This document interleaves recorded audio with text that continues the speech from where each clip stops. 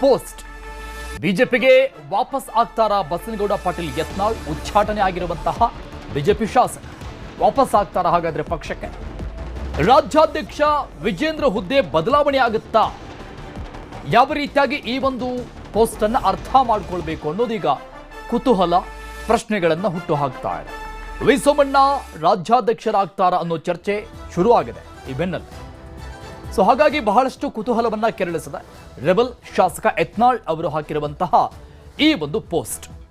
ಯಾವ ಕಾರಣಕ್ಕಾಗಿ ಇದ್ದಕ್ಕಿದ್ದಂಗೆ ಇಂತಹದ್ದೊಂದು ಪೋಸ್ಟ್ ಅನ್ನ ಬಸನಗೌಡ ಪಾಟೀಲ್ ಯತ್ನಾಳ್ ಅವರು ಹಾಕಿದ್ರು ಅನ್ನೋದು ಬಹಳಷ್ಟು ಚರ್ಚೆಗೆ ಗ್ರಾಸ ಆಗ್ತಾ ಇರುವಂತಹ ವಿಚಾರ ಆಗಿದೆ.